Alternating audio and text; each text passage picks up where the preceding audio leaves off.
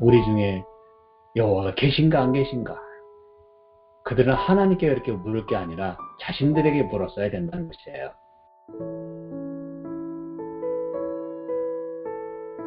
오늘 살펴볼 하나님 말씀은 시편 81편 7절에 있는 말씀입니다.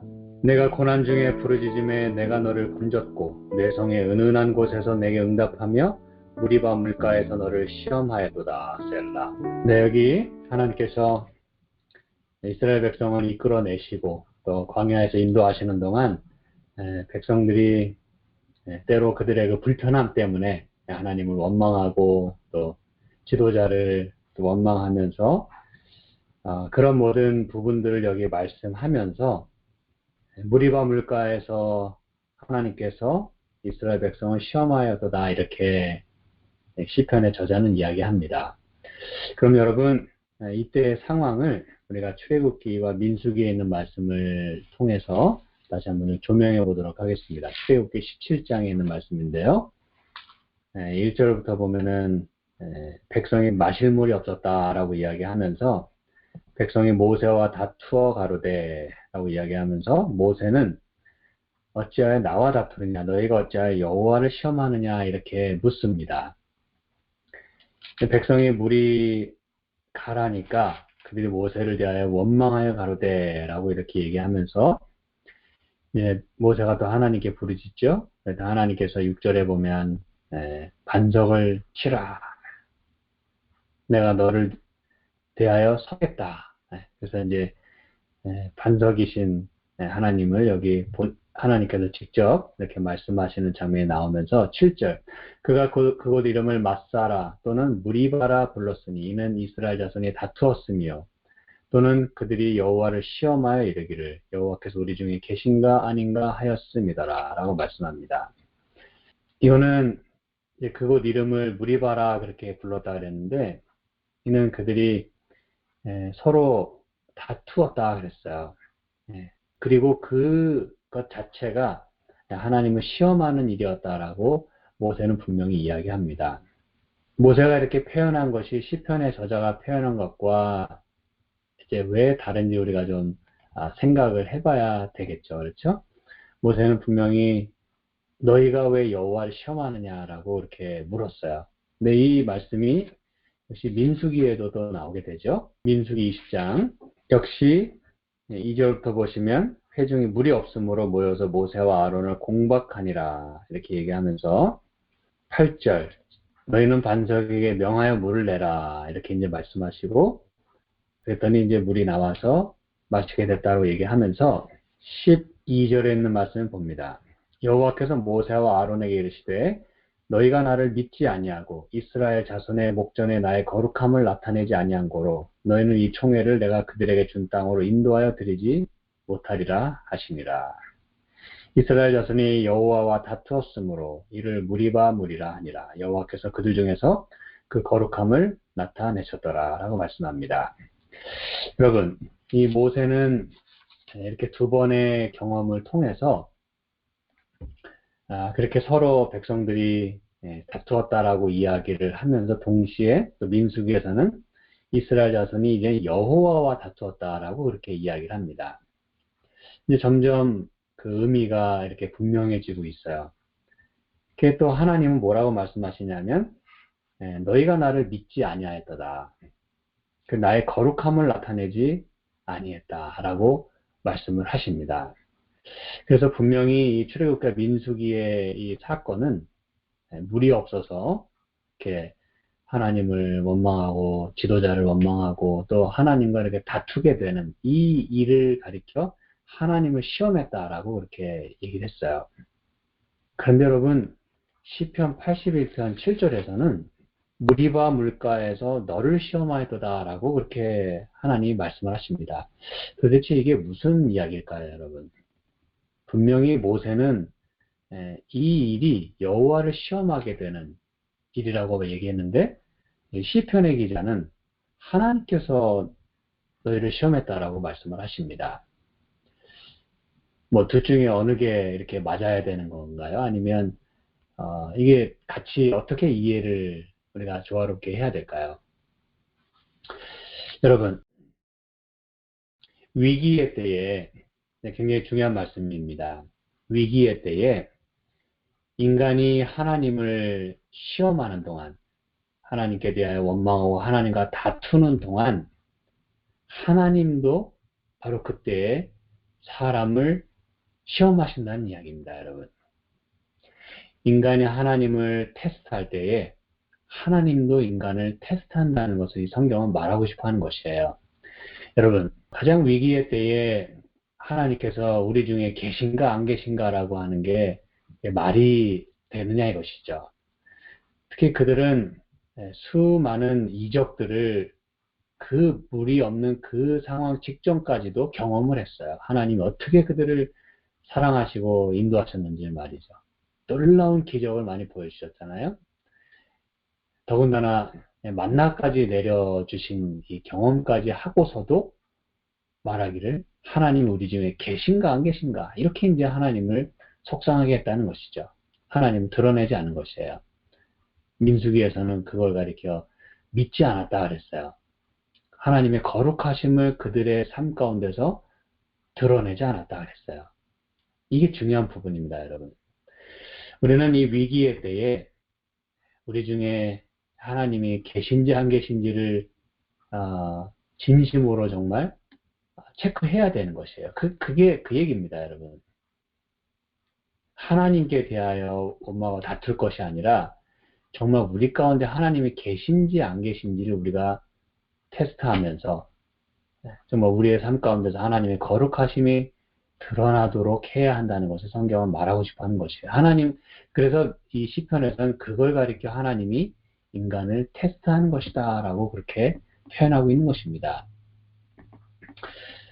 우리가 좀 이 부분에 대해서 살펴볼 것은 이 하나님이 이 무리바 물가에서 너를 테스트했다, 시험할 거다라고 할 때 이 시험은요, 여러분이 그렇게 당연히 생각하고 계시듯이 examine한다는 뜻입니다. 이렇게 조사하고 검사하고. 그리고 이제 그 시리아의 어떤 그 어원을 보면은 그 말이 그 당시에 이렇게 사용됐던 그 의미를 보면 expose 한다는 그런 의미입니다. 드러낸다는 것이에요. 그리고 known by experience, 경험을 통해서 알려진다, 알게 된다, 이렇게 그 의미를 얘기해주고 있어요. 그럼 이게 무슨 얘기일까? 경험을 통해서 알게 된다는 것이죠. 우리 인간 관계도 마찬가지죠. 그렇죠? 이렇게 말로만 할 때, 또 전화로만 할 때, 그리고 또 이 펜팔 있잖아요. 그렇죠? 서로 얼굴은 보지 못하고 그 사람이 누군지 잘 알지 못하는 가운데 이렇게 이제 보이지 않는 가운데 하는 그런 모든 인간 관계에서의 그런 모습과 실제로 보고 또 만나서 이야기하고 또 대화를 나누면서 이렇게 살아가면서 겪게 되는 그 사람의 모습과 그건 같은 것인가? 다른 경우가 많이 있겠죠. 그렇죠? 그래서 만나보니, 경험해보니 이 사람은 진국이다. 이 사람은 정말 된 사람이다. 이러한 이야기를 우리가 서로 들을 수 있다면 얼마나 좋을까 생각을 합니다. 인간관계 속에서도 말이죠. 경험을 통해서 알게 되고 확인하게 되는 이걸 여러분 하나님이 원하셨다고 저는 생각을 합니다. 그런 상황 속에서도 아주 힘든 상황 속에서도 고난 속에서도 지내고 보니까 참 그 진가가 드러나는 이게 참 여러분 얼마나 아름다운 이야기입니까? 그렇죠? 그래서 그들의 참 모습을 그 위기의 때에 드러내기를 원하셨다는 것이에요. 정말 하나님의 자녀다운지 그리고 정말 이 가나안 땅에 들어갈 만한 그런 준비가 되었는지 이런 것들을 하나님은 보시기 원하시는 것이에요. 하나님이 일부러 힘들게 하셨어요? 아니요. 광야라고 하는 것은 힘들 수밖에 없는 곳이에요. 그러면 그게 죽는 것보다 나을까요? 예, 당연히 낫죠. 노예 생활보다 나을까요? 예, 낫죠. 왜? 하나님만 의지하면 됐었는데 하나님이 다 케어하시겠다고 말씀까지 하셨는데 하나님을 믿지 아니한 거로 그들은 여러분 가장 힘든 중에서도 하나님께 감사하고 하나님께 충성했어야 된다는 그 얘기입니다, 여러분.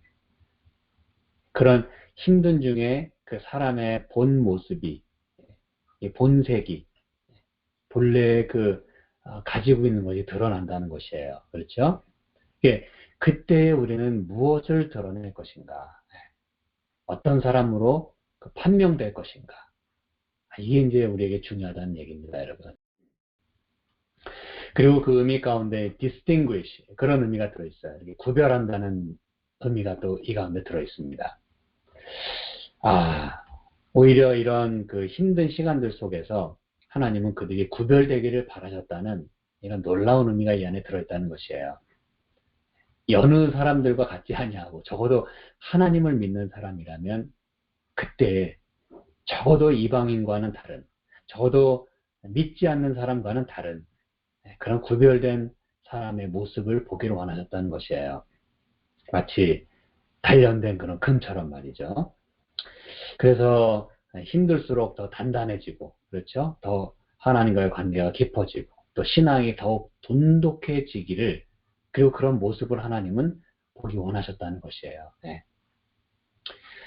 다시 말해서 위기의 때에 그들 가운데 하나님이 안 계셨다고 하는 것이 드러났다는 것입니다. 그렇죠? 우리 중에 여호와가 계신가 안 계신가?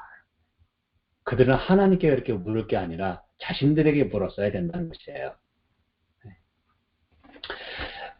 그래서 이걸 보면 때로 하나님이 우리 사람을 시험하시고 테스트하신다고 하는 의미가 무엇인지 우리는 여기서 또한 조명해 볼 수가 있다는 것입니다, 여러분. 하나님이 그냥 생으로 사람에게 고생시키려고 그런가 안 그런가 그냥 그거 한번 확인하려고 사람을 힘들게 하는 분이 아니라 어차피 우리는 힘든 그런 과정 속에서, 그런 여정 속에서 그러한 삶을 우리가 살아가고 있어요. 우리가 만든 그러한 그 환경 가운데, 내가 자처한 그런 환경 가운데서 하나님은 그런 것들을 보기를 원하신다는 것입니다. 그러므로 우리는 이 위기의 때에 또 힘들 때, 아플 때, 포기하고 또 원망하고 싶을 때 어떤 마음을 가져야 될까? 이것입니다, 여러분. 이스라엘 백성들처럼 하나님을 시험할 것인가? 하나님을 속상하게 하고 그리고 막 나갈 것인가? 그리고 이스라엘처럼 지도자를 원망할 것인가?